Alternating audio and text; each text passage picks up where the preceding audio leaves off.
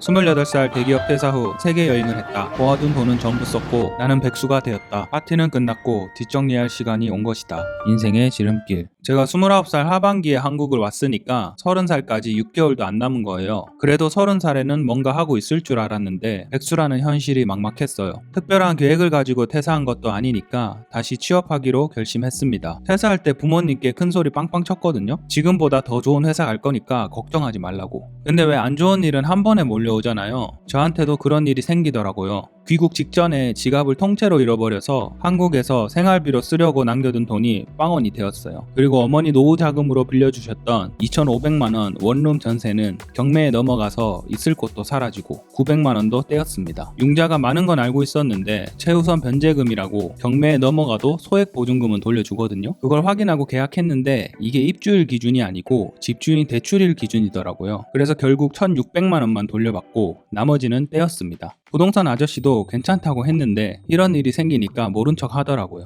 누굴 탓하겠어요. 부동산 공부한 적도 없는 애가 잔머리 쓰다가 이렇게 된 거죠. 결국 저는 귀국하자마자 가진 돈 빵원, 지낼 곳 없음, 부모님에게 죄인인 30살 백수가 되었습니다. 먹고 살려면 돈이 필요하니까 알바를 찾았습니다. 서빙, 배달 등 육체적으로 너무 힘든 일은 공부에 지장을 주니까 시간 죽이는 알바를 주로 찾았어요. 독서실, 고시원 총무, 게스트하우스 스텝이 주 타겟이었습니다. 남는 시간에 공부를 할 수도 있고 숙식이 제공되는 경우도 많아서 취준생이나 고시생이 하기에는 딱이었어요. 저는 그 중에서 게스트하우스 알바를 집중적으로 찾았습니다. 저녁 타임은 청소, 체크인, 체크아웃이 적어서 힘들지도 않고 밤 늦게 끝나니까 숙식을 제공하는 경우가 많았거든요. 결국 을지로 4가에 있는 게스트하우스에서 평일 저녁 6시부터 12시까지 알바를 했어요. 월 70만원 정도의 퇴근 후 잠자리도 제공하고 인적서, 면접이 있어도 알바에 지장은 없으니까 저에겐 딱이었습니다. 또 외국인 게스트들이랑 가끔 저녁도 먹고 주말에 관광도 다니니까 계속 여행하는 것 같고 좋더라고요. 제 취업이 목표니까 그래도 준비를 해야 하잖아요. 도서관이나 독서실은 너무 답답해서 종로에 있는 마이크 임팩트라는 스터디 카페에서 공부했어요.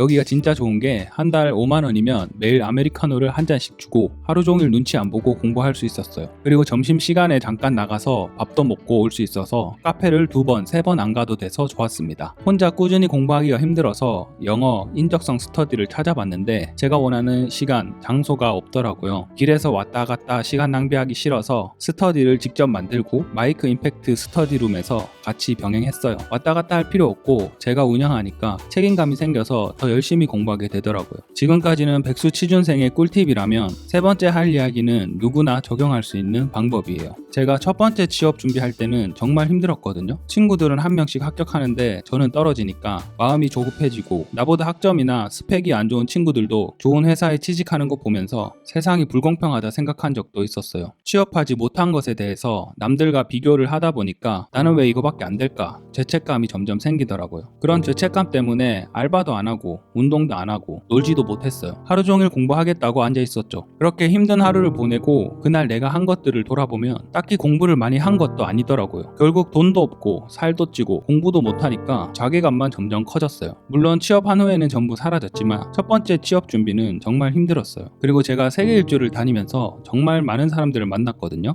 브라질에서 여름 휴가 온 직장인 형을 만났는데 이가수 폭포 옆 5성급 호텔에서 자고 비싼 것도 먹고 제 여행 경비에 2달 정도 되는 돈을 일주일 만에 다 쓰는 거예요. 저는 가난한 여행자니까 당연히 그 형이 너무 부러웠습니다. 또 아르헨티나에서는 50대 한국인 부부가 같이 트레킹을 하더라고요. 돈도 시간도 여유가 있고 부부가 같이 다니니까 또 너무 멋있고 부럽더라고요. 근데 제가 그때 만났던 사람들과 인사하고 헤어질 때는 저는 항상 이런 말을 들었어요. 나이도 어린데 혼자 이렇게 여행도 다니고 너무 부럽다라고요. 직장인 형은 시간이 없어서 너무 아쉬워했고 50대 부부는 체력이 딸려서 마음껏 즐기지도 못하고 또 젊은 사람들 사이에 껴서 놀기도 눈치 보인다고요. 저는 그때 생각했어요. 사람들은 자기가 가진 것보다 부족한 것에 더 관심을 두는구나. 그리고 나에게도 다른 누군가가 갖지 못한 소중한 것이 있구나라고요. 그래서 두 번째 취업 준비를 할 때는 제가 가진 것들을 최대한 활용하기로 했어요. 지금 나에게 당연한 시간들이 언젠간 소중해질 거라 생각하니까 그냥 흘려보낼 수가 없더라고요. 일찍 일어나서 청계 하계천 산책도 하고 서울 극장 가서 조조 영화도 매일 혼자 봤어요. 공부하다 힘들면 보고 싶은 책도 좀 읽고 그렇게 하루를 알차게 보내니까 더 이상 남들이 부럽지 않더라고요. 지금 나에게 없는 걸 부러워한다고 해서 바뀌는 건 아무것도 없잖아요. 대신 내가 가지고 있는 게 무엇인지 고민해보고 그걸 100% 활용하는 게 먼저라고 저는 지금도 생각합니다. 부족한 걸 채우는 건 그 다음에 해도 늦지 않아요. 혹시 나에게 없는 것 때문에 힘들다면 오늘 다시 한번 생각해보세요. 내가 가진 건 잘 쓰고 있는지를요.